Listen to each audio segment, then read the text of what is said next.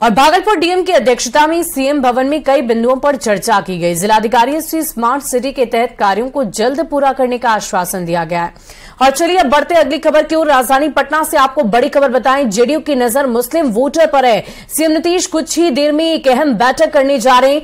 JDU के अल्पसंख्यक नेताओं के साथ ये बैठक होगी। लोकसभा चुनाव 2024 के मद्देनजर ये अहम बैठक मानी जा रही है। जातीय गणना में मुस्लिम आबादी 17% बताई गई। तो आपको बता दें कि लोकसभा चुनाव को लेकर अलग अलग राजनीतिक दलों की तरफ से पूरी मुकम्मल तैयारी की जा रही है और इसी के तहत सीएम नीतीश कुछ ही देर में एक अहम बैठक करने जा रहे हैं। जेडीयू के अल्पसंख्यक नेताओं के साथ यह अहम बैठक की जाएगी। लोकसभा चुनाव को लेकर पूरी तैयारी की जा रही है, आगे की रणनीति तैयारी की जा रही है। आपको बता दें कि हाल ही में जातीय गणना का रिजल्ट सामने आया और किसकी कितनी आबादी है इसकी भी चर्चा की गई। और ऐसे में मुस्लिम आबादी के आंकड़ों की बात करें तो ये 17% है।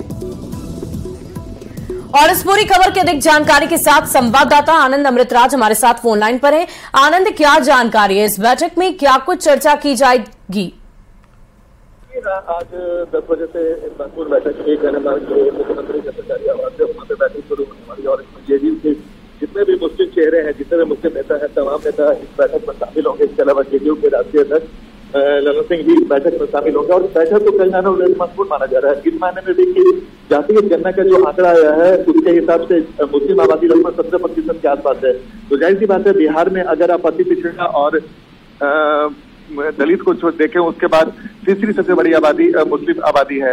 इस वजह से भी ये बैठक बेहद महत्वपूर्ण मानी जा रही है और इस बैठक में इस बात को लेकर भी रणनीति बनेगी कि आने वाले समय में लोकसभा चुनाव में मुस्लिम वोटरों को कैसे अपने पाले में किया जाए, कैसे लुभाया जाए।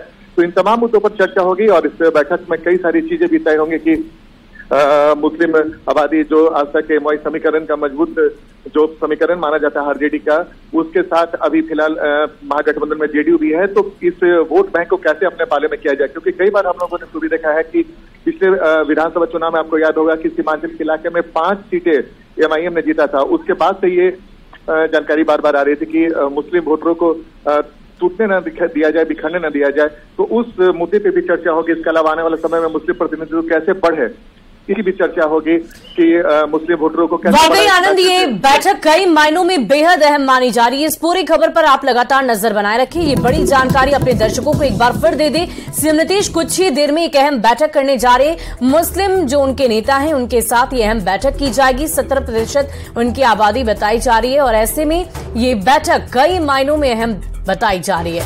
बढ़ते अगली खबर की ओर। नीतीश कुमार के दुल्हनिया और विधायक के तौर पर जाने जाने वाले भागलपुर के गोपालपुर विधायक नरेंद्र नीरज उर्फ गोपाल मंडल ने एक और कांड कर दिया है। इस दफे उन्होंने पत्रकारों को कैमरे पर ही गरियाना चालू कर दिया, वो भी पटना के जेडीयू हेडक्वार्टर में।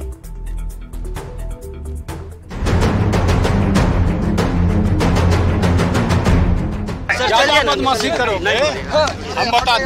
क्या बताइएगा?